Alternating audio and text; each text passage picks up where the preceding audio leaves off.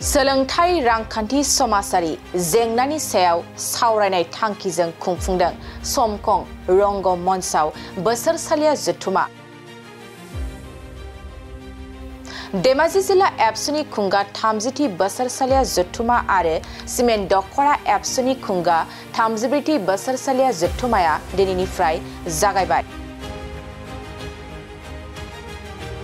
दिनैनि गिबि हाबाफारिखौ फुंबिलिनि समनिफ्राय जायगा फोसाबनाय, गाहाय हाबलां बेखेवनाय, गाहाय सायनासालि बेखेवनाय, थान्दै बादा बेखेवनायनिफ्राय लानानै जागायो। सिमेन्ट दखरा एबसुनि बे थान्दै मेलजों गोजाम बिबानखौ सिफायनानै गोदान बिबान दानाय जागोन आरो जिल्ला एबसुनि बानजायनायाव मोनद' दखरानि सायाव बोलुद बादायलायनायाबो जागोन आरो गाबोन एबा नैथि साननि गेवलां मेलाव दुलाराय बर' फरायसा आफादनि आफादगिरि दिपेन बर' एमपि रेनगारा नार्जारी, लखिमपुर लकसभा समष्टिनि एमपि प्रदान बरुवा, 80 नं जनाय विधानसभा बियाबनि एमएलए भुवन पेगु आरो बर' कसारी अनसाय गाव हायुङारि खुंथायनि गाहाय मावफुं सोद्रोमा मिहिनेश्वर बसुमतारी बिथांमोनहा बाहागो लागोन।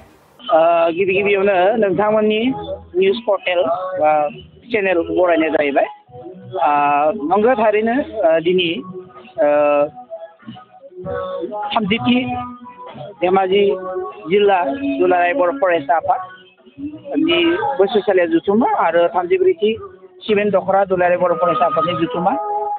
जोङो हाबाफारि हिसाबै दिनै 28 अक्ट' बेयाव जोङो फुंबिलि समावनो साखोन सिखोन खालामनाय,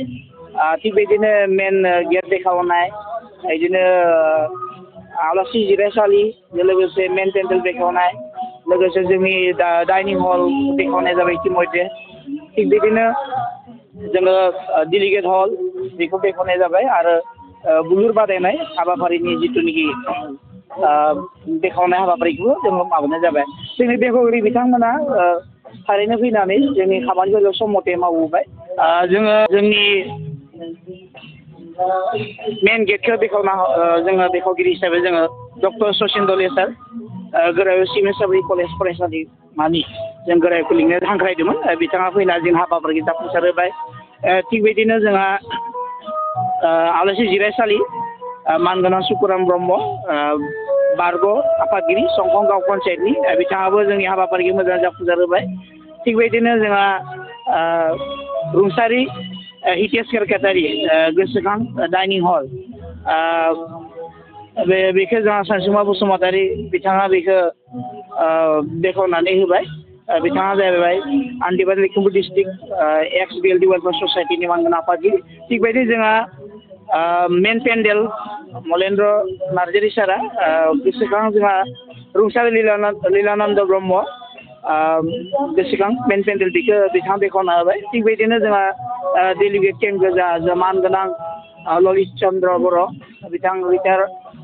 सिटि हेडमास्टार एस बि बड हाइ स्कुलनि बिथां रिटायार, बिथाङा जोंनि डेलिगेट हलखौ बेखेवना होबाय। थिग बेबायदिनो जोंहा बुलुर बादायनाय, बे बादायनाय हाबाफारिनि मेन बेखेवगिरि महरै दा मानगोनां फैलाव मसारि चेयारमेन आइटिडि बर्डनि जनाय बिथाङा दिनै बेखेवना होबाय। थिग बेबायदिनो जोंहा माखासे हाबाफारि दंबावो। जोंहा बिसम्बिनि बेखेवनाय, थिग बेबायदिनो डेलिगेट सेसनाबो जानो थांगासिनो दङ। बेबायदिनो देंखो मौसेनि 3 बादायनाय, जोंनि जिहेतु मिथिगौ दुलाराय बर' फरायसा आफादा जिल्ला वाइसै देंखो मौसेनि 3खौ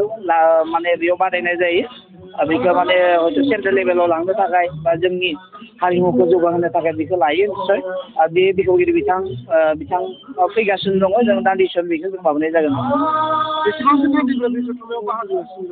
ओरैनो जों खोनानाय बायदिबा जोंनि बे आनसलिकआव जिहेतु नैबे 10 रिंगानिफ्राय जोंनि सिमेन्ट दखरा दुलाराय बर' फरायसाफोरनि थान्दै जथुमा, बे डेलिगेटआव जोंहा मिथिनाय बायदिबा 300निफ्राय 400सा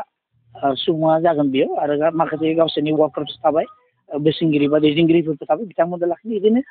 450सासो जागोन। आरो थिग बे माने दखरानि जिथु थान्दै जथुमा जोबनाय लोगो लोगोनो जिल्लानि जागोन। जिल्लायाव बिदिनो 450सो थान्दै जथुमाखौ बाहागो लानो जों मिथिनो मोनो। गाबोन जानो गोनां हाबाफारिनि सोमोन्दै गाबोन जिहेतु जोंनि मेहेरगोनां हाबाफारि दङ। गाबोन जोंहा गिबियावनो फुंबिलि समाव साखोन सिखोन, थिग बिदिनो बेनि उनाव जोंहा नैबे फिरफिला बिर होनाय हाबाफारि थाबाय। आनसलिक आरो जिल्लानि थिग बेबायदिनो मुंख्लंफोरनि बिबार बावनाय थिग बेबायदिनो जोंहा गामिनि अपेन सेसनाव जोंहा आलासि हिसाबै जोंहा मानगोनां दुलाराय बर' फरायसा आफादनि मानगोनां आफादगिरि दिपेन बर' सारा सफैगोन थिग बेदिनो MP रोंगोरा नार्जारि साराबो सफैगोन जोंनि सोलोंथाइ मन्थ्रि जोंनि आसामनिनो मानगोनां डक्टर रुनज पेगु सारा सफैगोन जोंनि लखिमपुर समस्तिनि MP मानगोनां जोंहा नैबे प्रधान बर' सारा सफैगोन थिग बेदिनो जोंहा MLA लकेल MLA जोंहा नैबे भुवन पेगु सफैगोन थिग बेदिनो डक्टर रुनज पेगु सारा सफैगोन जोंनि लखिमपुर समस्तिनि MP मानगोनां जोंहा नैबे प्रधान बर' सारा सफैगोन थिग बेदिनो जोंहा MLA लकेल MLA जोंहा नैबे भुवन पेगु सफैगोन थिग बेदिनो जोंनि गेजेराव मानगोनां CM जोंनि DKWS मानगोनां मिनिस्टार बसुमतारी साराबो सफैगोन बेयाव गतिके जोंनि जे हाबाफारिया मेहेरगोनां जागोन थिग बेदिनो जोङो गामि गामि जोंनि जायफोर माने गेवलां मेलाव बाहागो लानो गोनां जोंनि रायजो राजाफोरजों इतिमध्य जोङो लिंहरखानाय जाबाय मथा मथि जोंनो 4,000निफ्राय 5,000सिम सुबुं जोंनि बुथुम जागोन जमा जागोन आरो जिहेतु गाबोननि हाबाफारि मानगोनां जा रायजोसभानि MP नार्जारि बिथाङा फैगोन माबायदि बिहोमा हास्थायदों जों माबा मोनसे मेसेज मोजां मोनगोन जों हास्थायदों जोंनि धेमाजि जिल्ला आउट अफ BTR मोनसे गोग्लैसोनाय मोनसे जिल्ला बे जिल्लायाव माने सोलोंथायानो हक बा लामा सामायानो हक बा जोंनि जिखिनि डेभेलप जानो नांगौ बे डेभेलपा जों नुनो मोनाखै माखासे जोंनि जिबायदि इनफ्रास्ट्राक्चार नांगौ माखासे जों सोलोंथाइ बिथिङावनो बुंनांगोन जोंनाव मोजां रोखोमनि कलेज गैया जोंनि फरायसाला फरायसुलिफोरा गुबुन जायगायाव थांनो गोनां जायो जों माबा मोनसे आनजाद होनोबाबो जोंनाव बेफोरबायदि माने कचिं सिस्टेमनि जेबो माबा गैया